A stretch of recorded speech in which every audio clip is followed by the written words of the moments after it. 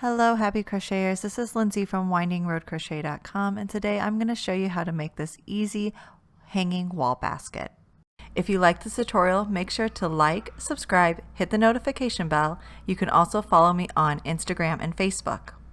So this is the basket we are going to be making. It is actually made out of a simple square and then sewn together, and then we'll also add a little loop at the top. But overall, the pattern is very easy to do. For this pattern, I am going to be using worsted weight cotton yarn. So this is a size 4 yarn. I'm going to be using a size I 5.5 millimeter crochet hook. And you will see I'll switch. It says 5.25, but I am going to use a 5.5 for this. And then I'm going to need a yarn needle and a pair of scissors for this project. To get started, just grab your yarn and make a slip knot.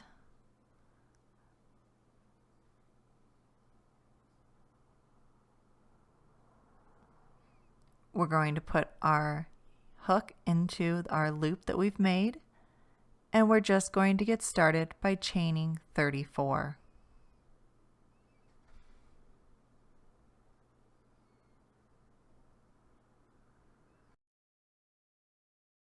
Once you've completed your chain, we are going to double crochet into the third chain from the hook and in every chain across. And you'll have a total of 32 double crochet.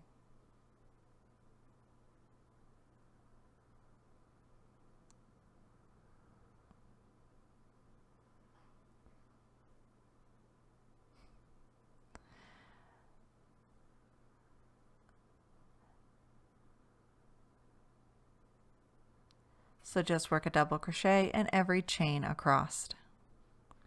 You can adjust this pattern very easily. You just want to make sure that when you finish row 1, you have an even number of stitches. So here I have completed row 1, and I did switch my hooks because that other one was giving me a lot of trouble. So I'm going to chain 1 and turn.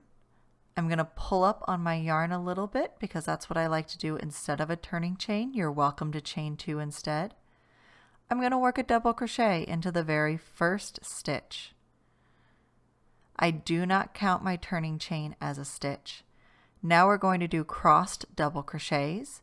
So we're going to work a double crochet into the third stitch on this row. So we're going to skip the second stitch and work into the third stitch. Just working a regular double crochet. Now we're going to work the cross double crochet by working into that skipped stitch, working a double crochet into the skip stitch, working around the stitch we just made. See how those got crossed? It's going to give us a really pretty texture. Now once again, we're going to skip another stitch. So you want to skip this unworked stitch and work into the following stitch, working a simple double crochet. And then we're going to go back into that skip stitch, working around the stitch we just made. So that is our crossed double crochet stitch.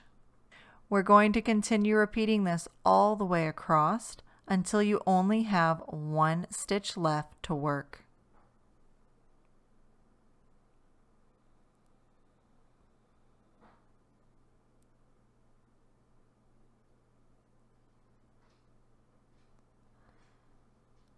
When you get to the end of the row and only have one stitch left, you're just going to double crochet into the very last stitch. Remember, we're not counting our turning chain as a stitch, so you're working this into an actual stitch. So that is our row 2. Now we're going to chain 1 and turn, pull up on my loop just a little bit, and I'm just going to work a double crochet in each stitch across.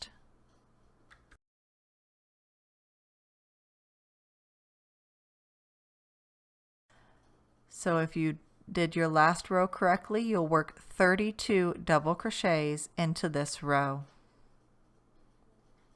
When you reach the end of row 3, now all we need to do is continue repeating rows 2 and 3 until you have a total of 17 rows. So just alternating rows of the cross stitch and alternating rows of solid double crochet until you have a total of 17 rows. So here I have a total of 17 rows, and what's really important is that I have an even square. And if it's not a square, feel free to take away rows or add more rows until you have a nice even square. Now what we're going to do is work a single crochet border all the way around the edge. But first, we are going to chain 10 in order to create a loop at the top of our project. So chain 10, and then we're just going to go ahead and start our single crochet border. To do this, we are going to single crochet down the side of our row, working 2 single crochet into the side of every single stitch. I like to push my hook through the center of the stitch, but you can also simply work around that last stitch on every row. It's whatever you prefer. But the important thing is that you work 2 single crochet into the side of every row. Continue doing this until you reach the first corner. When you reach your first corner, we're simply going to chain 1 and turn. Now we are going to work a single crochet into the opposite side of our starting chain or our foundation chain.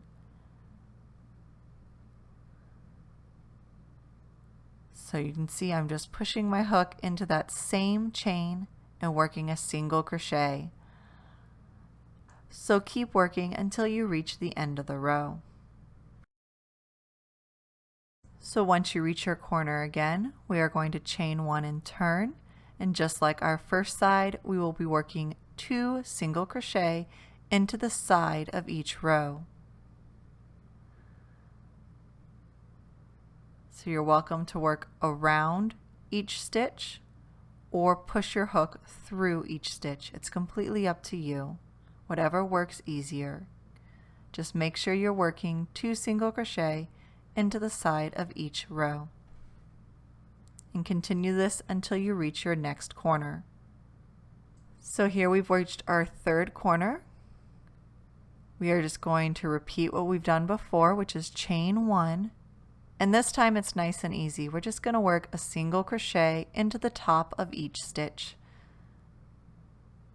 So you're working a single crochet into the top of each stitch that was in row 17. And work this all the way until you reach the beginning of this row. When you reach the end of this row, now we are just going to work around that loop we created at the beginning of the row. What we're going to do is work 13 single crochets around this chain 10 loop that we created. So you can see how I'm going through the center of the loop to pick up my yarn and work single crochets.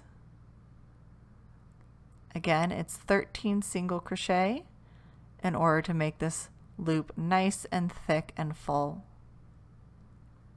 Once the 13 single crochets are worked, go ahead and fasten off your yarn. Yarn over and pull the last loop through the loop on the hook. And then I will use my yarn needle and sew all this in place. So I'm just going to sew down through one of my stitches and just smooth out the very end of my work while I weave in my end. So I'm just going to make another quick stitch here, making sure everything looks nice and smooth. And then I'll go to the back side and I'll just weave in my yarn end. And I'm going to weave it back and forth 2 to 3 times so that it's nice and secure.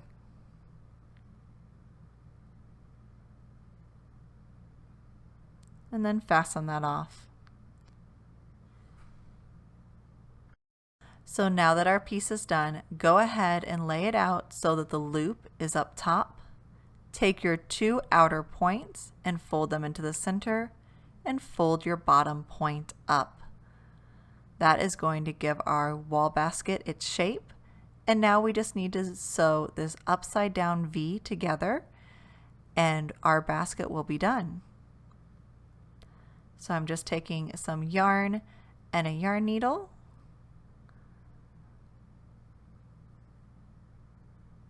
And I'm just going to start in this corner. You can use a whip stitch. I believe I'm going to use the invisible stitch, also known as the ladder stitch or the blanket stitch. And what I'm going to do is sew my V one way and then turn around and sew it the other way. Just that way I know it's nice and secure.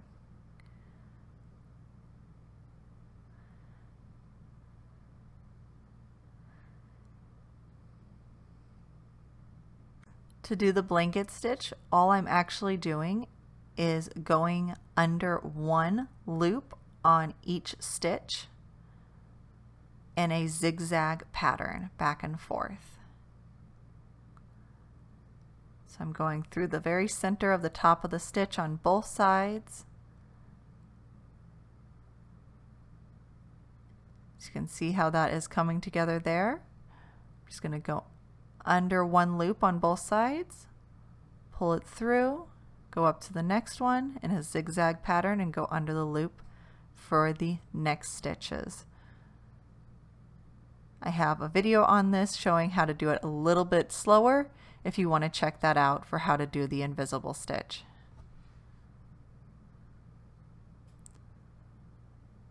When you reach this top point, I'm going to go down the other way, but first I'm just going to make a few quick stitches right up here at the top just to bring it together a little bit more.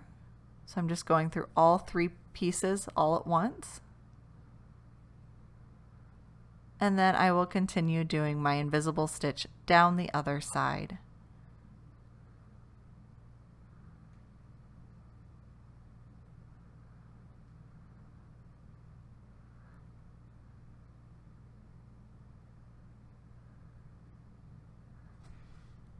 So here you have it. I've completed the wall basket.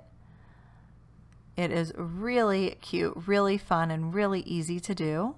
You can hang flowers in it. You can put it by your bedside and put a book in it.